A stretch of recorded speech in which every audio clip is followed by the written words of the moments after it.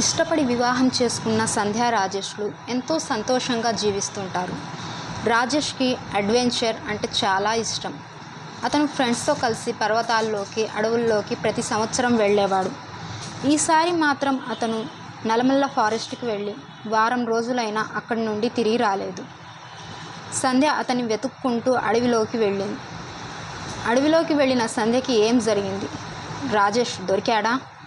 లేదా సంధ్య కూడా ఏదైనా ప్రమాదంలో పడిపోయిందా? రక్తంతో తడిసిన బట్టలు, ఆ అస్థిపంజరాలు ఎవరివి? ఆ గ్రామస్తులు చెప్పిన దాని ప్రకారం నిజంగానే అక్కడ ఆత్మలు తిరుగుతుంటాయా? సంధ్యకి రాజేష్ ఏదో సమస్యలో ఉన్నట్టు అర్థమైంది. తనకు వేరే మార్గం లేదు కాబట్టి తానే స్వయంగా నల్లమల్ల అడవుల్లోకి వెళ్ళడానికి నిర్ణయించుకుంది. సంధ్య ఎప్పుడూ హైదరాబాద్ దాటి అడుగు బయట పెట్టలేదు. తను అలాంటి ప్రదేశానికి ఒంటరిగా వెళ్ళాలన్న నిర్ణయం చాలా ప్రమాదకరమైంది. కానీ తాను ఎలాగైనా రాజేష్ని వెతికి తీసుకురావాలని నిర్ణయించుకుంది. సంధ్య అడవి మార్గంలో ఉండే ఒక గ్రామానికి చేరింది. అక్కడ ఒక మనిషిని, ఏమండి, మీకు నల్లమల్ల ఫారెస్ట్ వెళ్ళే దారి తెలుసా? దానికి అతను, ఇక్కడి నుంచి చాలా దూరమమ్మా, అయినా అది చాలా ప్రమాదకరమైంది. పెద్ద పెద్ద జంతువులే మాయమయ్యాయి. అక్కడి నుంచి ఎవరూ తిరిగి రాలేదు. అక్కడ ఒక పిశాచి ఉంటుందని, దాని వయసు సుమారు 600 సంవత్సరాలు అని మేము ఎప్పుడూ చూడలేదు, కానీ చిన్నప్పటి నుంచి వింటూ ఉన్నాం అని ఆ వ్యక్తి అన్నాడు. సంధ్యకి ఎందుకో వారి మాటలు విచిత్రంగా అనిపించి అక్కడున్న సాధువుని కలిసింది.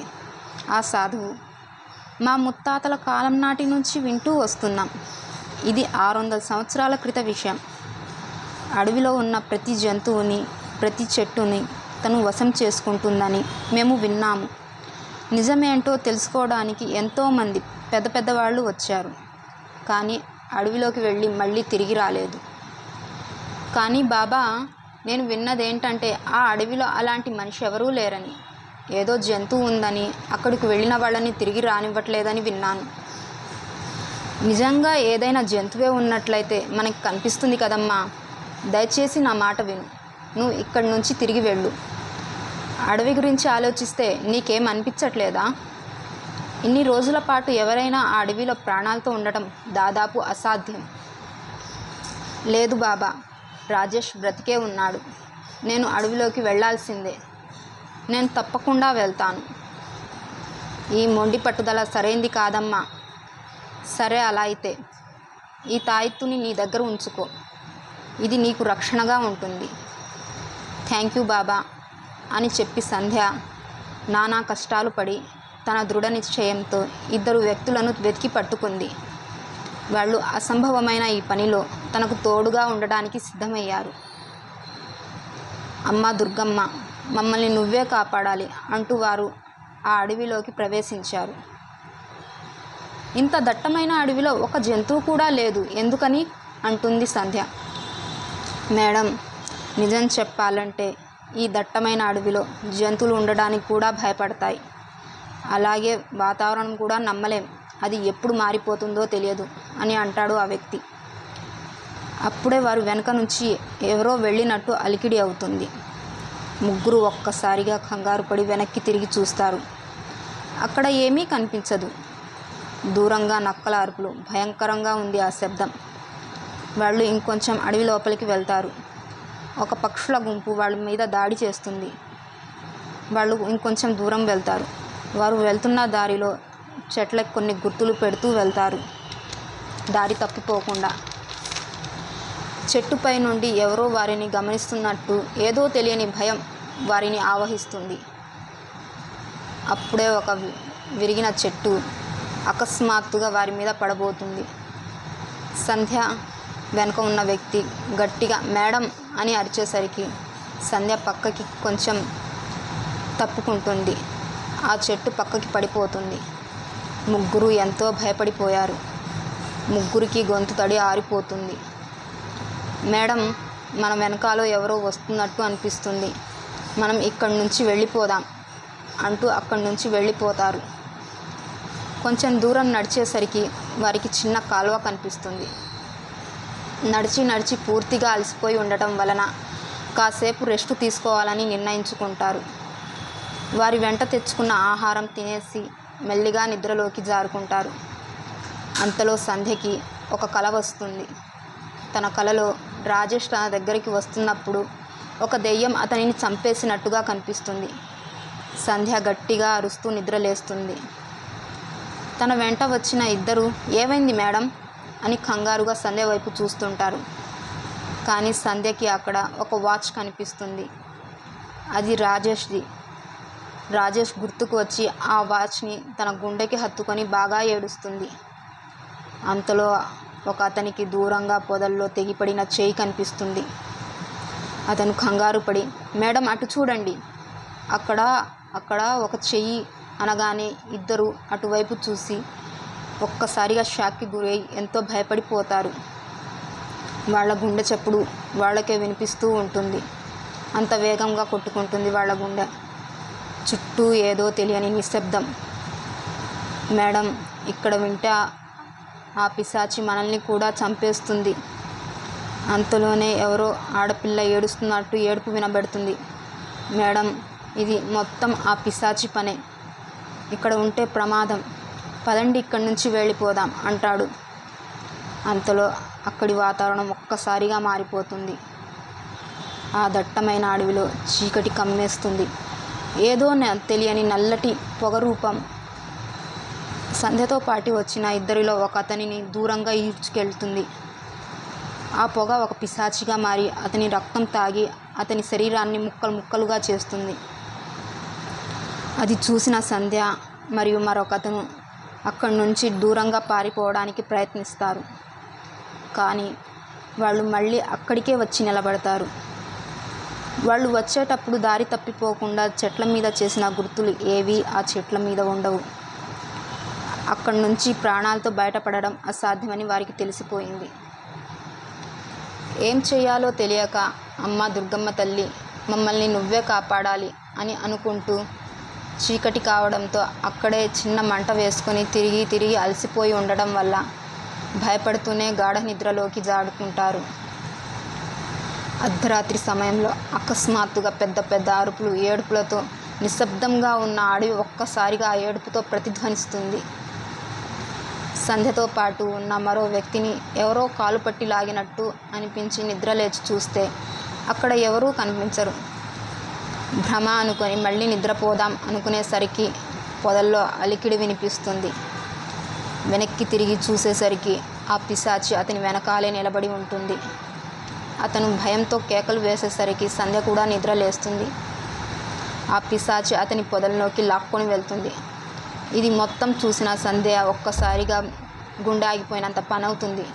మేడం కాపాడండి నన్ను, మేడం కాపాడండి నన్ను అంటున్న అతని గొంతు కాసేపటికి నిశ్శబ్దంగా మారుతుంది. నాకు హెల్ప్ చేయడం కోసం వాళ్ళ కుటుంబాలని వదిలేసి వచ్చిన ఇద్దరిని ఆ పిశాచి చంపేసింది. అసలు నా రాజేష్ బ్రతికే ఉన్నాడా? ఉంటే ఎక్కడ ఉన్నాడు అంటూ ఏడుస్తూ అక్కడి నుంచి పరిగెడుతుంది. అలా చీకటిలో దట్టమైన అడవిలో తన కాలుని ఎవరో పట్టుకొని లాగుతున్నట్టు కింద పడిపోతుంది. భయంతో పెరిగిన గుండె దడ, చెమటతో తడిసిపోయిన తన ముఖం, తడి ఆరిపోతున్న గొంతుతో మెల్లిగా తన కాలు వైపు చూస్తుంది. పిశాచి చెయ్యి తన కాలు మీద ఉంది. కానీ పిశాచి సంధ్యని ఏం చేయలేకపోయింది. దానికి కారణం బాబా ఇచ్చిన తాయిత్తు తన మెడలో ఉంది. సంధ్య దుర్గమ్మని తలుచుకొని ఏది జరిగితే అది జరిగింది. ఇంత దూరం వచ్చాక రాజేష్ గురించి తెలుసుకొని ఇక్కడి నుంచి వెళ్తాను, లేకపోతే ఇక్కడే చనిపోతాను అని నిర్ణయించుకొని ముందుకు నడుస్తుంది. తను ఒక ప్రదేశానికి చేరుతుంది. అక్కడ చెట్లకి ఒక భయంకరమైన రూపం తన కళ్ళ ముందు నిలబడుతుంది.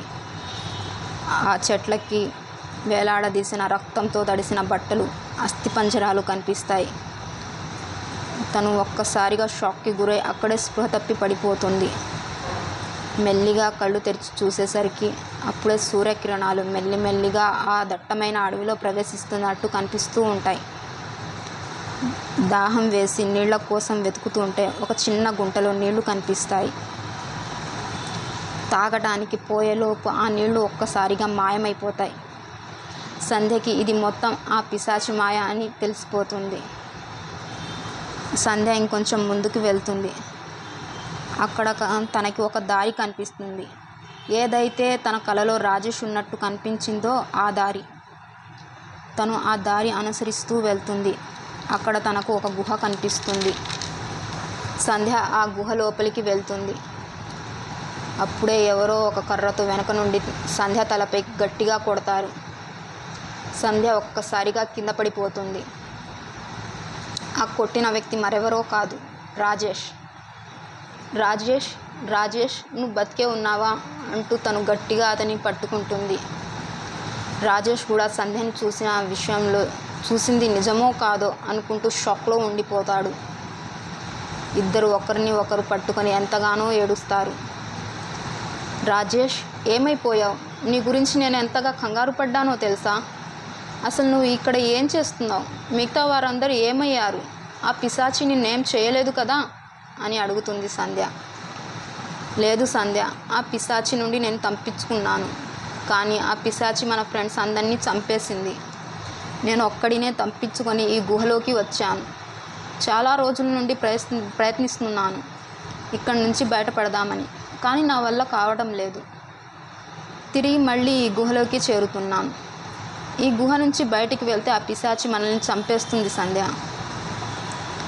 లేదు రాజేష్, మనం బయటికి వెళ్ళాలి. ఇప్పటి వరకు మనం బతికి ఉన్నామంటే ఆ తల్లి ఆశీస్సులు మనకున్నాయి. మనం ఎలాగైనా ఈ అడవి నుంచి బయటపడాలి. పద, చీకటి పడే లోపే ఇక్కడి నుంచి వెళ్ళిపోదాం అంటుంది సంధ్య. అనుకున్నదే తరువుగా ఇద్దరు ఆ గుహల నుంచి బయటికి వస్తారు. కొంచెం దూరం నడిచిన తర్వాత ఒక పక్షుల గుంపు వారిద్దరి మీద దాడి చేస్తుంది. అంతలో రాజేష్ మమ్మల్ని కాపాడు, రాజేష్ మమ్మల్ని కాపాడు అని పెద్ద పెద్ద అరుపులు వినిపిస్తాయి. సంధ్య, ఇవి మన ఫ్రెండ్స్ వాయిస్. వాళ్ళు కూడా మనలాగే బతికే ఉన్నారేమో, మనం వాళ్ళని కాపాడాలి, పదా సంధ్య అంటాడు. లేదు రాజేష్, ఇది మొత్తం ఆ పిశాచి మాయ, వెళ్ళొద్దు రాజేష్ అంటున్న సంధ్య మాటని పట్టించుకోకుండా రాజేష్ వినిపించుకోకుండా ముందుకు వెళ్తాడు. తనకు తెలియకుండానే తన ఒక ఊబిలో ఇరుక్కుంటాడు. సంధ్య, నన్ను కాపాడు అంటూ గట్టిగా అరుస్తాడు రాజేష్. రాజేష్ అరుపులతో కంగారు పడిన సంధ్య రాజేష్ని వెతుక్కుంటూ వచ్చి ఊబిలో చిక్కుకుపోయిన రాజేష్ని ఎంతో కష్టం మీద అతనిని ఊబి నుండి బయటికి లాగుతుంది. అంతలో వారి వెనక ఏదో అలికిడి, పెద్ద పెద్ద శబ్దాలు, నక్కల అరుపులు వినిపిస్తాయి. ఇద్దరు వెనక్కి తిరిగి చూడగా పిశాచి వాళ్ళ ముందు నిలబడి ఉంటుంది. ఇద్దరు ఒక్కసారిగా గుండె పగిలిపోయినంత పనైపోయి స్పృహ తప్పి అక్కడే పడిపోతారు. వాళ్ళు కళ్ళు తెరిచి చూసేసరికి ఒక గ్రామంలో ఉంటారు.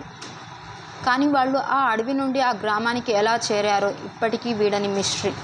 అసలు ఆ అడవిలో ఏముంది? Next part.